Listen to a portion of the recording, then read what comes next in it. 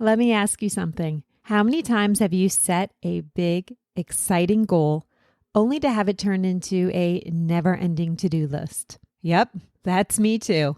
Or maybe you've set these goals and written them all down, color-coded, and just promptly forgot about them when life returned after holiday break. If that sounds like you, you're in the right place. Let's have a real conversation about goal setting, whether you are planning on setting goals or skipping it this year. Hey, special educators, I'm Jennifer from Positively Learning. Welcome to the Special Educators Resource Room. If you're like me, you're always looking for ways to save time and streamline your work.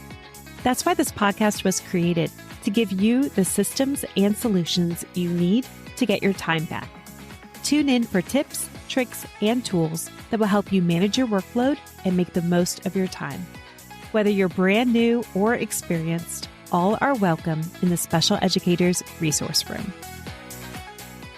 Thanks so much for tuning in. This is the last episode of the Special Educators Resource Room for 2024, but no worries, I'll be back in January with fresh topics.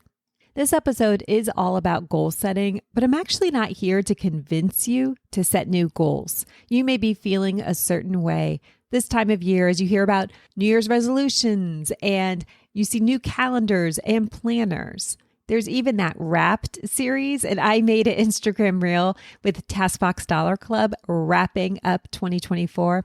It was a lot of fun, but it also can feel like a lot of pressure, and it's such a busy time of year. So instead, we're going to be talking about the purpose of setting goals, and I think this information would be good any time of year. The kind of goal setting we're going to be talking about today is not the kind that's going to leave you under a mountain of stress. All right, let's start with a little honesty. How many of you have ever made a goal that was really just a massive to-do list in disguise? It's okay. This has been my specialty pretty much every year of my adulthood. A to-do list is a collection of tasks that need to get done. It's about crossing things off, which can feel satisfying when you do it, but it doesn't bring you closer to the big picture changes that you really want, because goals are about the vision. They are about imagining something different, and then you're going to create a roadmap to get there. So we could stop right now and say, oh, okay, I actually am not in a place where I want to set goals. I need to get some things done, so I'm going to make a to-do list. And that is perfectly fine. The rest of this episode is for those who do want to see something different and want to figure out a better way to get there. Let's start with a non-teaching example. Let's say that you set a goal to buy a new mattress in January. Now, is your goal really about purchasing a mattress? No, it's probably about improving your sleep and ultimately your quality of life. The mattress is just the vehicle that's going to help you reach that bigger picture goal. So buying a mattress in January is going on your to-do list. Now let's apply this to the teaching world. All right, maybe you're thinking, my goal is to organize all the task boxes in my classroom. But let's pause. Is your goal really about organizing those little boxes? Or is it about creating a system that's going to help you save time, help your students be more independent, and reduce interruptions during the day? See the difference? By identifying that big vision, that big picture, you're not just working towards a checklist, you're working towards a meaningful change.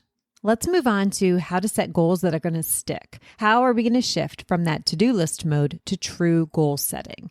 Let's break it down. Number one, I know this is so cliche, but start with the why. Before you set any goal, ask yourself, why is this important to me? For example, if your goal is to create a better morning arrival routine for your students, ask yourself why. Is it to save time, reduce stress, help students start their day on the right foot? All valid reasons. Next, have some actionable steps to reach this big picture goal. These should be more specific, but still flexible for when life happens. So instead of saying, I want to be more organized, you might say, I'm going to set up a weekly prep system for my classroom materials so I'm not scrambling on Monday mornings. Think of these smaller actionable steps as your milestones. You're breaking down that goal. Let's go back to that mattress example. You have a goal of improving your sleep. So one step might be researching mattresses. Another might be creating a consistent bedtime routine. Here's the last tip to help goals stick. Celebrate progress and not perfection. So goals are not about being perfect. They're about progress. So celebrate those small wins along the way, even if you're not 100% there yet. Now, I will admit, I'm the last person who would do this step. I'm never one to stop and pat myself on the back, but I will celebrate others' success. So for example, if your goal is to implement an independent work system, you can celebrate when your first student completes a task box successfully. That's a huge step. If you've made it this far, but you're still not convinced whether you want to take the time to set goals, maybe you feel like you've been burned in the past by setting up goals and just feeling disappointed, I'm going to share one more anecdote. Let's say I got really interested in making crafts. This is a made-up story, by the way. I started making a certain style of teacher lanyard that I thought was really helpful. It cost me about $3 to make each one, and I was going to sell them for $5. I wanted to recoup my costs and earn $2 per sale. I had a big goal of helping teachers, and I wanted to have $200 to make a specific purchase. All right, so my goal is to make $200. I need to sell 100 lanyards, and let's say I want to sell them in 1 month. I asked my good friend who earns a full-time living selling crafts, what should I do to sell 100 of these in 1 month? And she said, oh, that's easy. Get a craft table at one of the craft shows every Saturday. In fact, I had a cancellation and there's somebody who has a free table. You could set up your lanyards, which is going to be awesome because you can show how they're different and people can see them, and you for sure will sell 100. Mission accomplished. Except I'm an introvert and I really don't want to be out there every Saturday talking to hundreds and hundreds of people. I've got things to do. I don't have time like that. And it's just not in my comfort zone. I shared this with my friend and she looks at me like, really? You wanted to sell 100. That is a surefire way to do that. But you know what? Your goal is to raise $200. There's other ways to get there. You could pay for an advertisement, maybe a Facebook ad, or you could pay to start an Etsy store. You might have to adjust your price a little bit to still get the $200 earnings, but there's more than one way to achieve that goal. And that was the purpose of this story. When you're very clear on what the goal is and why it's important, you're going to notice several different paths to get there. I know for me in the past, I've often just set one way to get there, not really paying attention to my own comfort zone, and I'm pretty much setting myself up to stumble. Let's check in with goal setting. How are you feeling?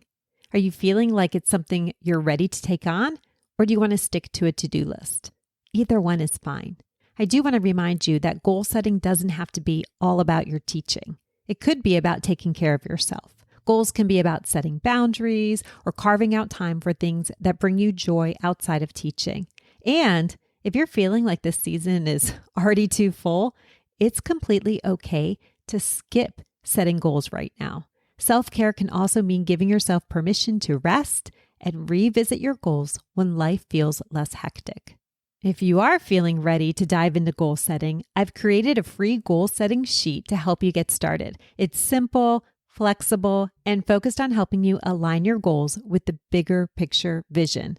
You can find the link to download it in the show notes. And if you're not quite there yet, that's okay too. You're doing enough just by showing up every day for your students and for yourself. Thank you so much for spending this time with me today. If you found this episode helpful, I'd love for you to share it with a fellow teacher who could use some inspiration heading into the new year. And as always, if you're looking for tools to help simplify your teaching life, check out the TaskBox Dollar Club for resources that can truly make a difference. I'll put a link in the show notes. Wishing you a restful end of the year and a fresh start for 2025.